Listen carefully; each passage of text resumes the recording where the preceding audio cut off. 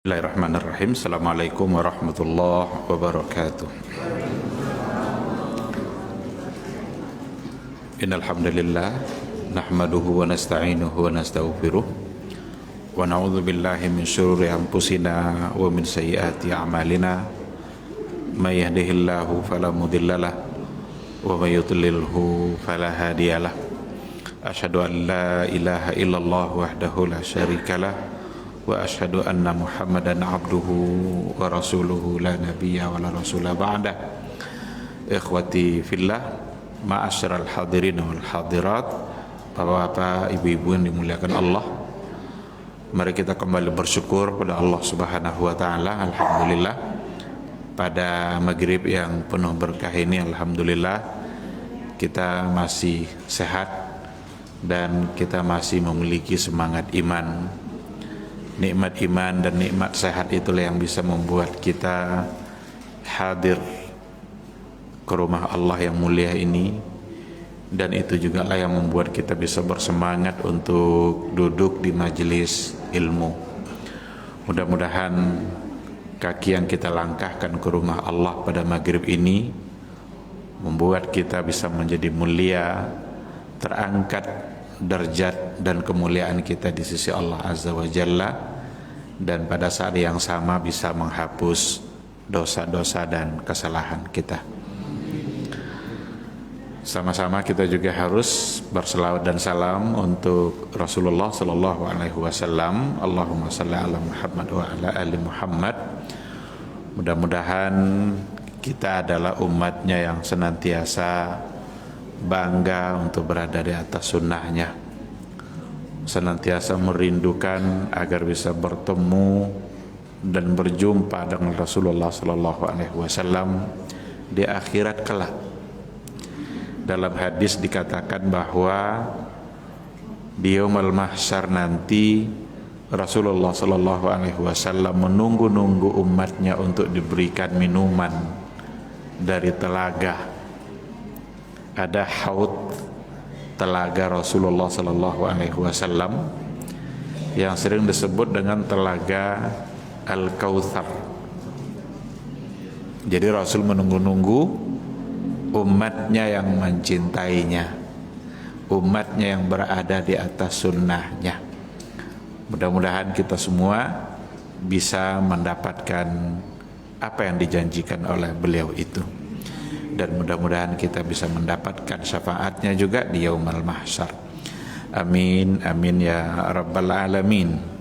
Ikhwati fillah, ma'asyiral hadirin wal hadirat, rahimani Allahu wa iyyakum. Kembali pada maghrib ini kita akan melanjutkan kajian dengan tema fikih nawazil atau fikih kontemporer, yang dalam hal ini kita akan masuk pada maghrib ini insyaallah dengan pendekatan yang keempat dalam menyelesaikan masalah-masalah baru dalam kehidupan kita.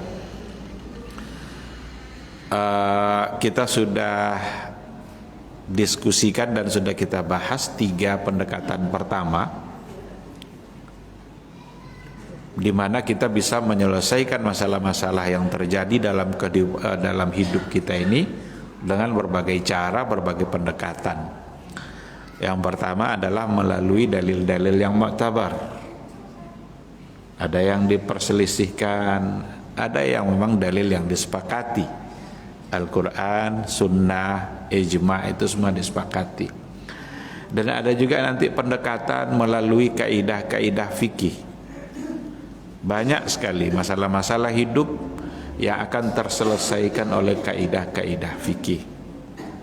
Sedangkan pendekatan yang ketiga adalah melalui kaidah-kaidah usul. Ini yang terakhir yang kita bahas, 3 pertemuan pertama kalau tidak salah.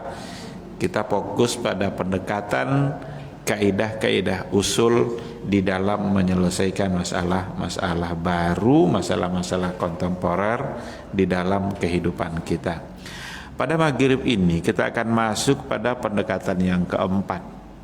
Ini tidak kalah pentingnya, bahkan sebagai kata kunci, karena dia akan nyambung kepada tiga pendekatan yang sebelumnya.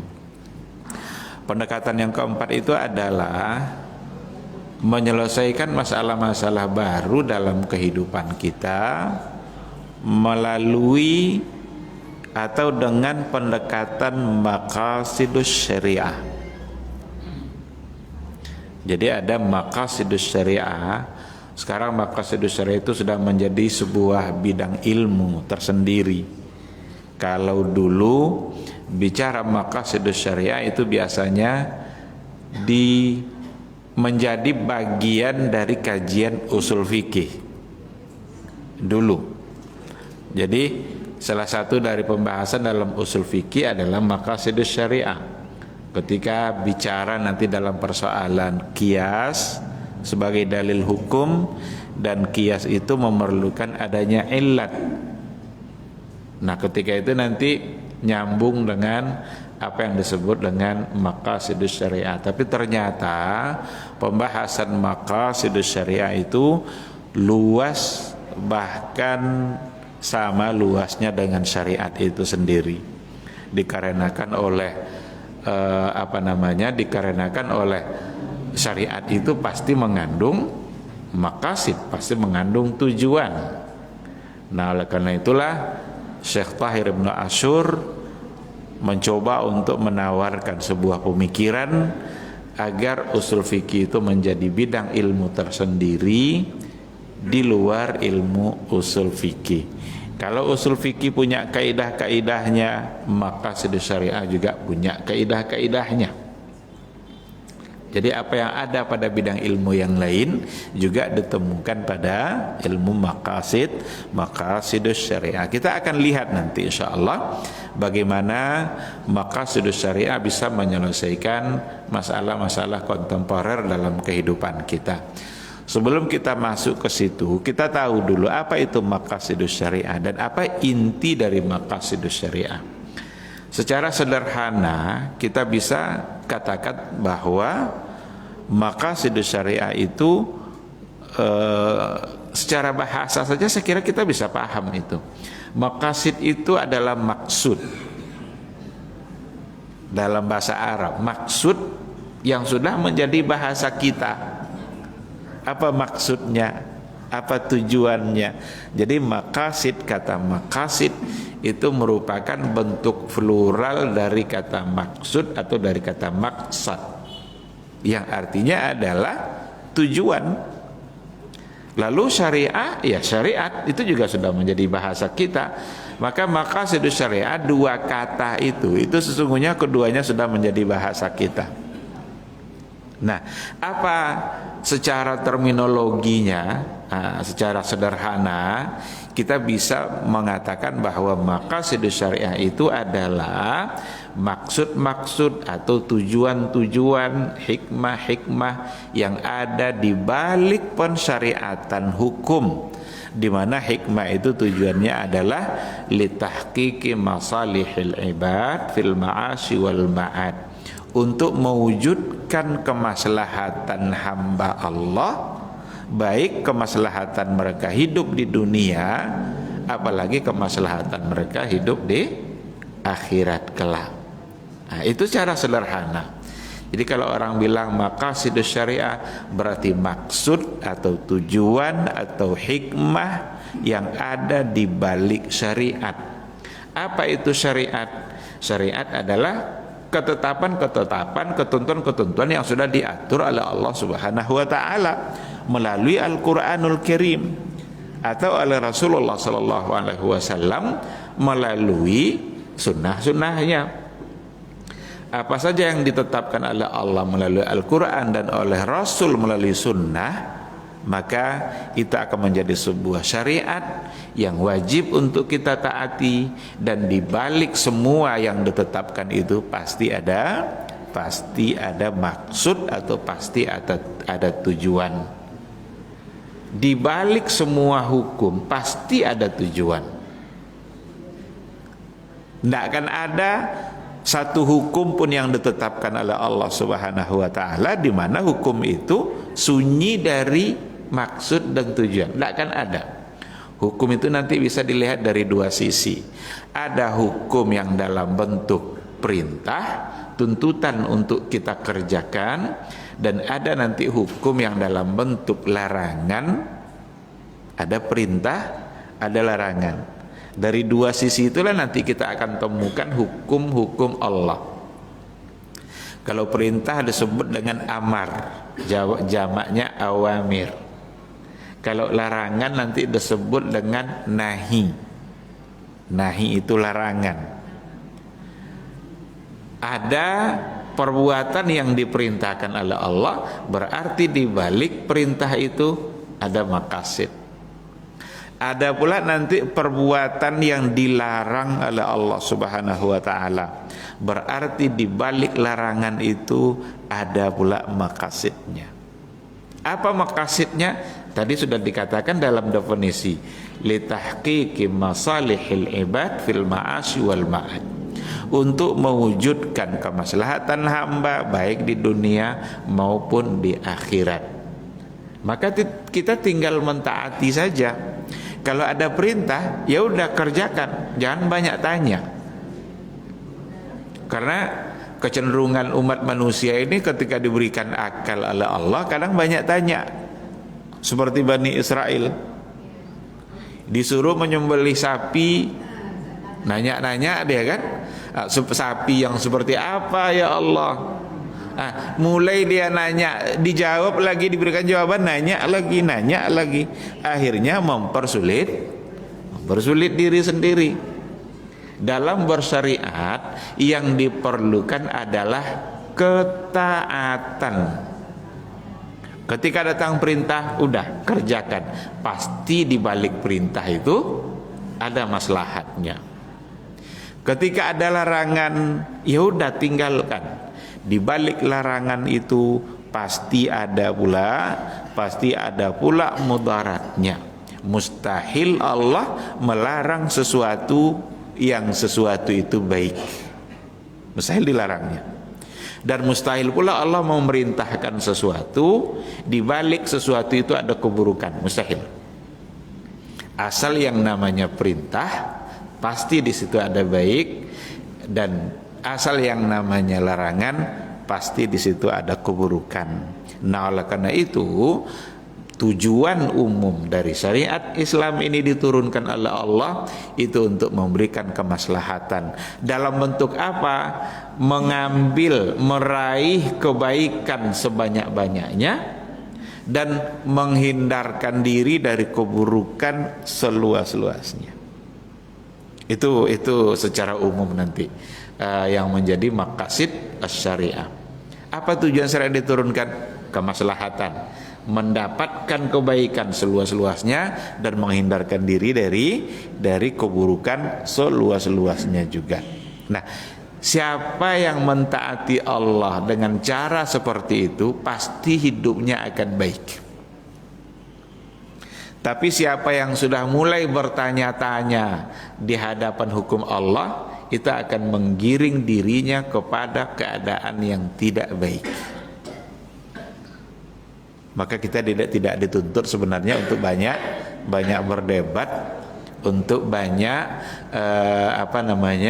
terlalu banyak menganalisa yang kadang-kadang kita sampai pada kesimpulan yang tidak diinginkan oleh Allah. Yang dituntut dari kita adalah mentaatinya, taat kepada apa semua yang diperintahkan oleh Allah Subhanahu wa taala. Baik, ikhwati fillah, ketika kita mencoba untuk melihat sisi tujuan-tujuan yang ada pada syariat, upaya untuk memandang sisi maqasid dari syariat itu sendiri, itu sebenarnya bukanlah sesuatu yang baru. Akan tetapi bisa kita lihat embrio pemikiran maqasid itu sendiri dari ayat Al-Quran sendiri. Artinya apa? Artinya adalah Allah Subhanahu wa ta'ala lah sebenarnya yang mengajarkan kita agar mencoba untuk melirik sisi maqasid. Dan itu tidak bertentangan dengan yang kita katakan tadi. Kan kita harus taat, tak perlulah kita baca-baca maqasidnya. Tidak bertentangan. Karena membaca maqasidus syariah bukan berarti mengganggu ketaatan kita. Bukan berarti kita taat setelah kita mengetahui maqasidnya. Enggak. Tetapi kita mentaati Allah, lalu kita tahu maqasid yang ada di balik ketaatan kita itu membuat ketaatan kita akan semakin kokoh dan akan semakin sempurna kepada Allah Subhanahu wa taala. Itu maksudnya. Nah, kita lihat dalam Al-Qur'anul Karim, Allah mengajarkan kita agar melihat sisi maqasid. Apa contohnya? Kita ambil satu dari ayat, satu dari hadis Rasul, dari sekian banyak ayat-ayat yang ada. Ketika Allah Subhanahu wa taala menciptakan Adam atau ingin menciptakan Adam, kan ada dialog antara Allah dengan malaikat. Ini jangan dibayangkan ini dialog ini seperti dialog parlemen. Ini urusannya dengan sesuatu yang gaib, hanya Allah yang tahu. Wa idz qala rabbuka lil malaikati inni ja'ilun fil ardi khalifah. Jadi ketika Allah berkata kepada para malaikat, jadi di hadapan para malaikat Allah berkata, inni ja'ilun fil ardi khalifah. Saya ingin menjadikan di muka bumi itu khalifah. Berarti bumi sudah ada. Bumi sudah ada. Karena yang terakhir yang diciptakan Allah itu Adam. Maka bumi sudah ada, cuma penghuninya belum ada. Allah ingin menciptakan adanya penghuni. Yang penghuni pertamanya itu nanti adalah Adam, lalu kemudian bersama Hawa. Itulah dialognya. Inni ja'ilun fil ardi khalifah. Apa kata para malaikat? Qalu ataj'alu fiha may yufsidu fiha wa yasfikud dima. Apakah kamu ingin menciptakan sesuatu yang nanti akan bisa menumpahkan darah? Mereka akan berkelahi. Jadi terjadinya tumpahan-tumpahan darah itu sudah ada rupanya pada ilmu malaikat.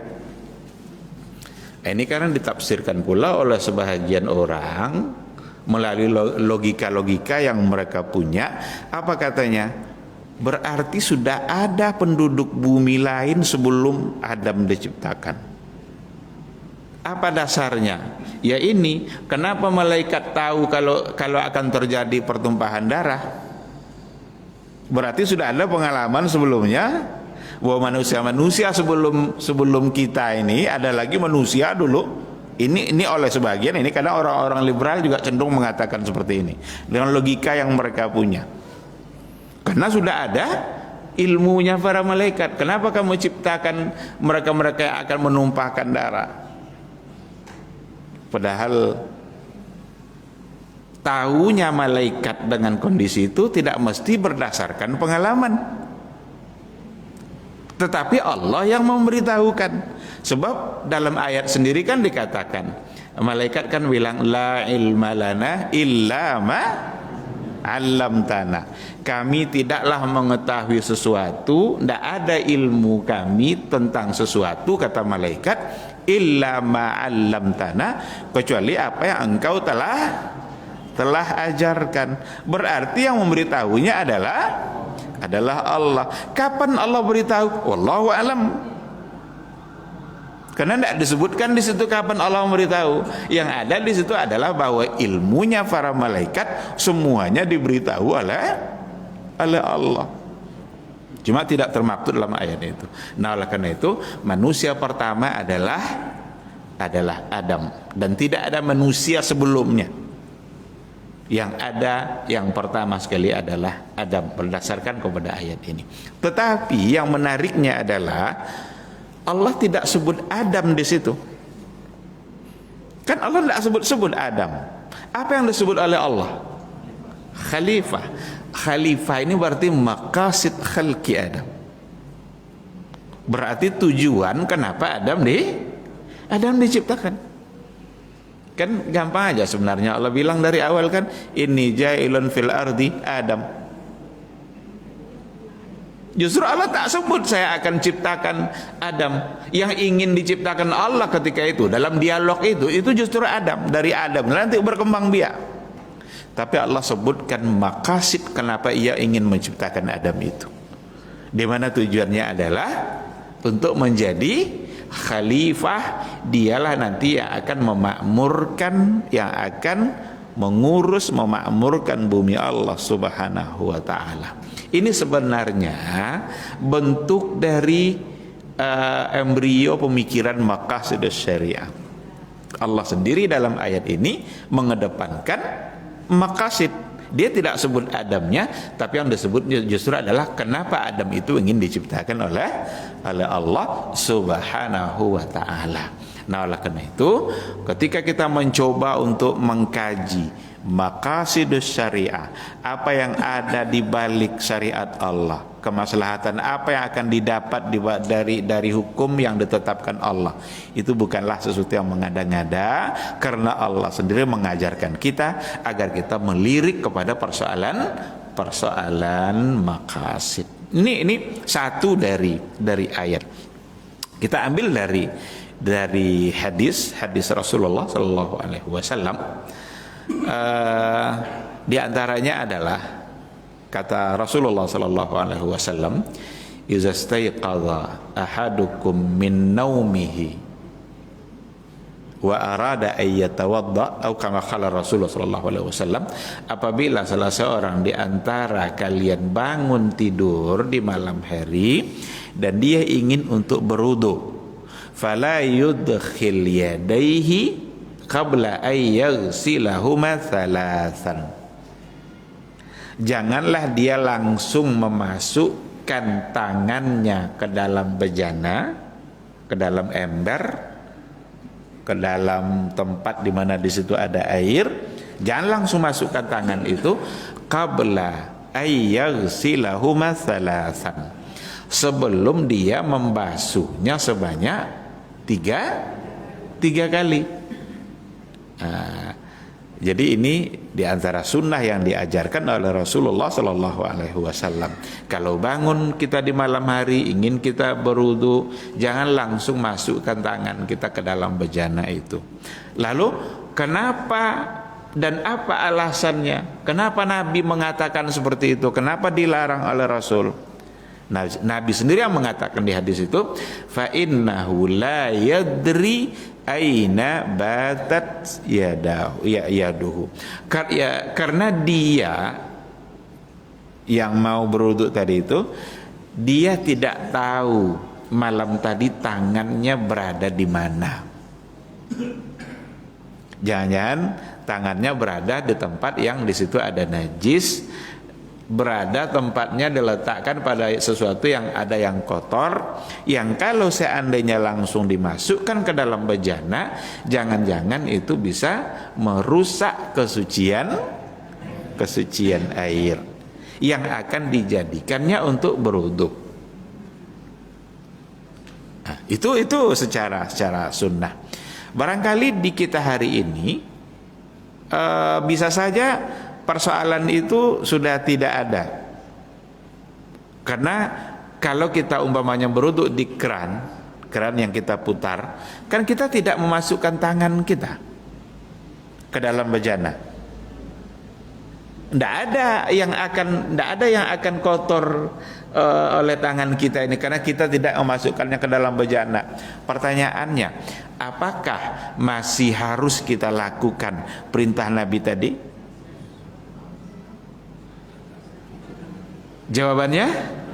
Jawabannya tetap, karena Nabi yang menyuruh dan menjadikannya sebagai sebuah sunnah.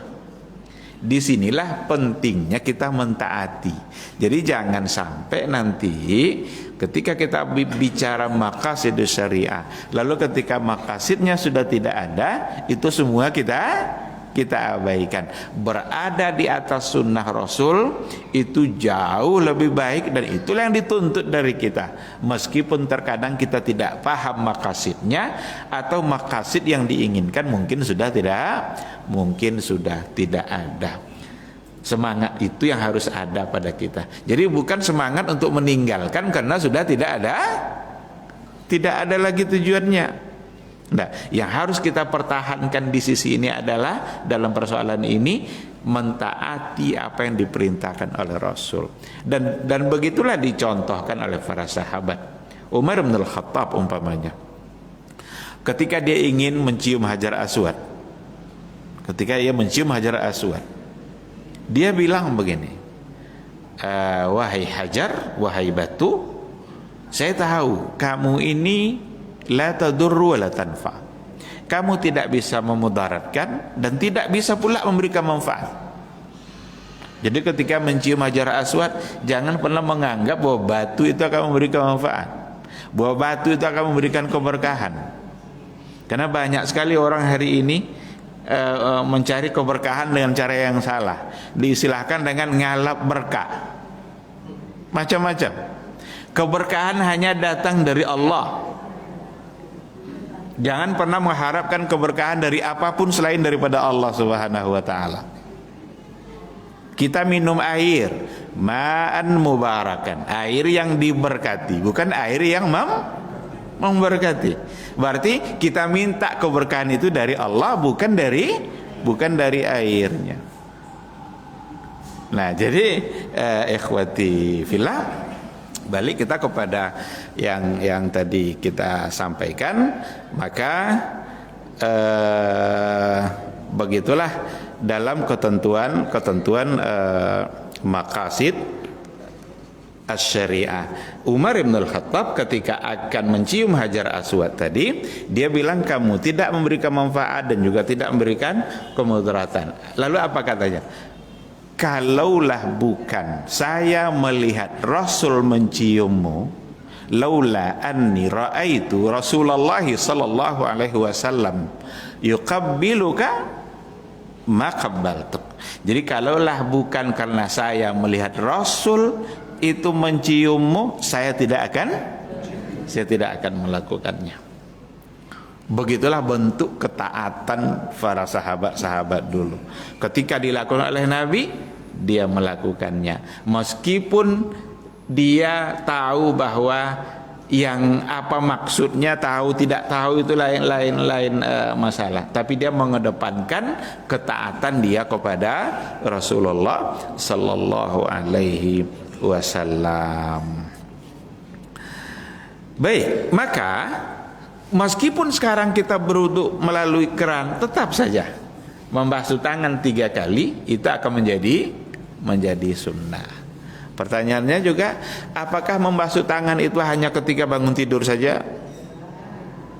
Karena tadi kan iza staiqaza ahadukum min naumi, jika kalian bangun dari tidur. Apakah kalau kita berwudu lalu kita tidak bangun dari tidur, perlu tidak kita basuh 3 kali? Berarti ada sunnah yang sudah ditetapkan dalam berwudu. Maka berwudu itu ada yang wajibnya, ada yang sunnahnya. Yang wajib ini jelas, ini sebagai rukun, tentu tidak boleh untuk ditinggalkan. Tidak sah untuk kita kalau rukun kita tinggalkan. Kalau yang sunnah, sah tidak untuk kita kalau kita tinggalkan? Secara hukum tetap sah. Tapi janganlah meninggalkan sesuatu karena hukumnya sunnah. Ini ada cacat cara berpikir seseorang dalam persoalan ibadah ketika sengaja meninggalkan sebuah ibadah dikarenakan oleh hukumnya sunnah. Salah. Karena yang sunnah itu bukan untuk ditinggalkan. Yang sunnah itu untuk dikejar fadilahnya. Banyak orang kalau ditanya kenapa kamu tidak sholat jemaah, kan tidak wajib. Jadi mengandalkan hukum tidak wajib untuk ditinggalkan, ini salah. Imam Syafi'i meskipun dia cenderung untuk mengatakan bahwa sholat berjamaah hukumnya adalah sunnah muakkadah, tidak sampai ke tingkat wajib, tapi Imam Syafi'i sendiri berupaya semaksimal mungkin untuk tetap berjamaah dan tidak pernah meninggalkan. Bahkan dalam kondisi sakit sekalipun, sulit dia untuk berangkat, dia tetap mengusahakan agar pergi. Nah, begitu dalam persoalan hukum. Kenapa demikian? Karena yang sunnah itu juga ada maqasidnya. Jadi yang wajib ada maqasidnya, yang sunnah juga ada maqasidnya. Jadi sekali lagi, jangan pernah meninggalkan sesuatu hanya karena hukumnya adalah sunnah atau tidak wajib. Karena yang harus kita kerjakan bukanlah hanya yang wajib saja.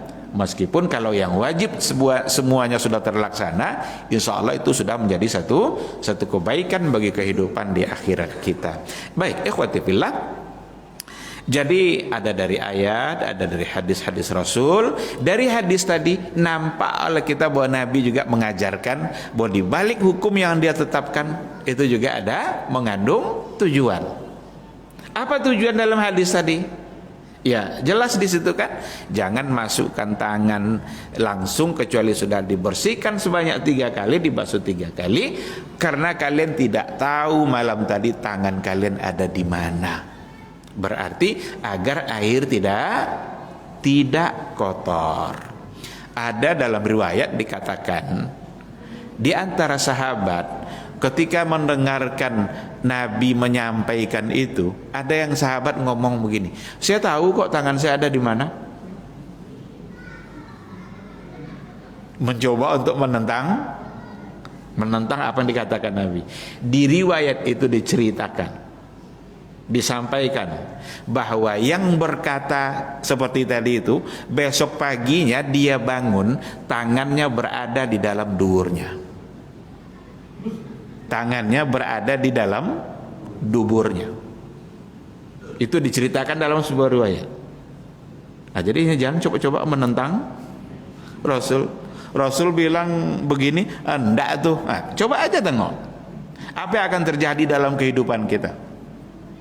Dan itu diceritakan, besoknya dia bangun subuh, dia merasakan bahwa tangannya ada di dalam duburnya. Ketika itu baru dia menyadari, oh iya, saya tidak tahu tangan saya berada di mana.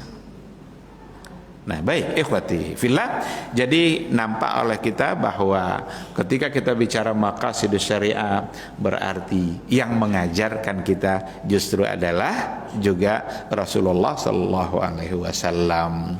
Maka penting bagi kita untuk mengetahui apa yang ada di balik maqasidus syariah. Nanti akan kita sambungkan kepada kajian kita. Ini kan kita baru mencoba mengetahui dulu apa itu maqasidus syariah dan sejauh mana pentingnya mempelajari maqasidus syariah. Kita ini kalau sudah paham kita maqasid saat kita beribadah, yakinlah bahwa ibadah kita tidak hanya akan ritual asalan begitu aja. Kalau seandainya orang sudah tahu apa dia akan dia dapatkan di balik ibadah yang dia kerjakan, niscaya akan datang semangat dia untuk beribadah itu. Dia tidak lagi menganggap ibadah sebagai beban. Kenapa bangun subuh itu begitu berat? Berat bangun subuh itu. Kalau kita hitung-hitung, mungkin di masjid ini tidak mungkin, di masjid yang lain, jumlah saf yang ada di waktu subuh itu akan berbeda nanti dengan jumlah saf kita yang ada di waktu maghrib atau isya. Menandakan bahwa sholat subuh itu berat. Kalau dianggap beban, dia akan berat.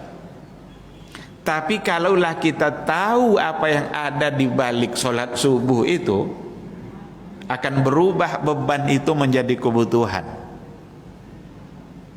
Maka dia akan mengejarnya, bahkan akan ditunggu-tunggunya. Kalau dia sudah tahu apa yang akan didapatkannya. Salah satu dari contoh, ada hadis Rasul barang siapa yang mengerjakan sholat subuh, ada juga yang berjamaah, fahuwa fi zimmatillah, maka dia akan berada di bawah perlindungan Allah Subhanahu wa ta'ala.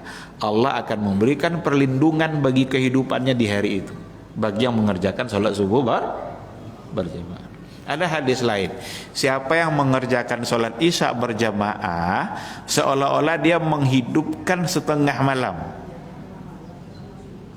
Dan siapa yang besok subuhnya dia berjamaah lagi, jadi isyanya berjamaah, subuhnya besok berjamaah lagi dia, seolah-olah dia menghidupkan semalam penuh dalam ibadah.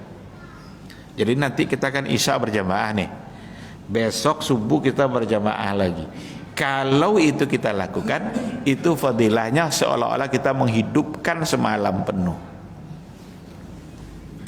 Tapi jangan dimanfaatkan hadis ini, kalau begitu saya tidak usahlah bangun malam. Karena dengan isya berjamaah dan subuh berjamaah, kita sudah menghidupkan, itu fadilah. Fadilahnya mendapatkan. Bukan berarti kita tidak dituntut lagi untuk mengerjakan sholat malam. Sama dengan hadis, kan ada di antara hadis, walaupun ada yang mengomentari kadang status hadisnya, tapi banyak yang di antara ulama yang menerima ini sebagai landasan dalam ibadah. Barang siapa yang sholat subuh berjamaah, lalu dia tetap berada di tempat sholat tadi, berzikir dia, beribadah, baca Quran, sampai nanti syuruk, sampai terbit matahari. Setelah terbit matahari dia sholat 2 rakaat. Apa fadilahnya? Seolah-olah dia mengerjakan haji umrah tamatan, sempurna. Lalu bisa tidak kita katakan, saya kan kaya nih, saya tidak perlu haji lagi. Kenapa? Saya sudah syuruk, saya sudah kerjakan sholat isyraq, yang fadilahnya mendapatkan sama seperti haji. Jadi bukan berarti kita tidak dituntut lagi untuk mengerjakan haji, fadilahnya kita bisa mendapatkan seperti itu. Jadi kalau pas kita terbangun di malam hari, ya udah sholat saja. Bukan berarti nanti ketika subuh sama isya berjamaah kita kerjakan, membuat kita tidak lagi bersemangat mengerjakan sholat malam. Karena sholat malam itu sendiri pun ada lagi fadilah dan keutamaannya. Begitulah cara Allah itu untuk membuat kita menjadi mulia, membuat pahala kita menumpuk, dan bahkan membuat dosa kita bisa terhapus. Kalau bangun kita berwudu malam hari, berwudu itu kan menggugurkan dosa. Berwudu aja menggugurkan dosa. Tapi jangan pula berwudu aja enggak. Kan berwudu saja sudah. Jadi jangan dipakai logika seperti itu. Di sini pentingnya kita mengetahui maqasidus syariat, apa yang ada di balik penetapan hukum syariat. Kalau itu kita tahu, pasti membuat kita bersemangat untuk mengerjakan sebuah ibadah, karena bukan lagi sebagai kewajiban. Bahkan yang tidak wajib pun akan kita kejar itu, kalau kita tahu apa fadilah yang ada di balik hukum itu. Kenapa begitu sulit sebahagian orang untuk mengeluarkan zakat hartanya? Karena jadi beban. Kadang dicari-carikan akal-akalannya agar zakat tidak dikeluarkan. Diganti semua barang yang ada di rumahnya agar nisabnya bisa berkurang. Jadi ada orang punya uang yang sudah sampai nisab, karena nggak mau bayar zakat, akhirnya dia berbelanja semaunya, ganti kursi sofa, ganti kulkas, ganti semuanya, sehingga nanti uangnya kurang dari nisab. Kalau dia berbelanja itu untuk mengurangi harta dari nisab, haram hukumnya, berdosa dia. Padahal uang dia kan, tapi niatnya yang salah. Dulu kan pernah kita bahas, kalau nggak salah ada kaidah kan, bagaimana niat itu berpengaruh dalam kehidupan kita. Nah, oleh karena itu, Kalaulah mereka paham apa yang akan dia dapatkan dari memberikan hartanya, niscaya tidak akan menjadi beban. Yang ada justru adalah semangat untuk melaksanakannya ketika dia sudah tahu apa yang akan dia dapatkan. Kalau kita masih ingat contoh dulu, saya yakin saya pernah saya sampaikan contoh ini di sini. Bagaimana beda nanti antara orang yang tahu maqasid dan yang tidak tahu maqasid.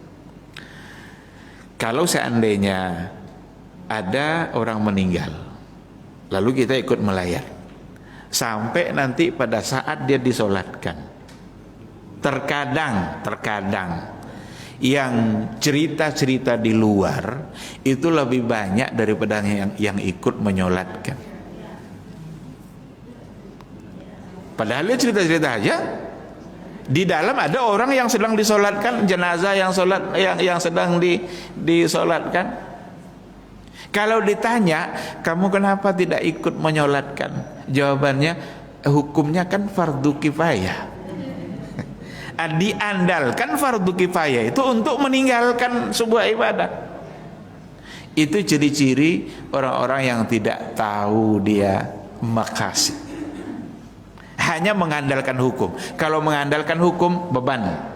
Ibadah itu jadi beban bagi kita. Padahal dalam hadis Nabi kan, barang siapa yang melayat lalu dia ikut sampai menyolatkan, falahu qirat, dia mendapatkan pahala 1 qirat.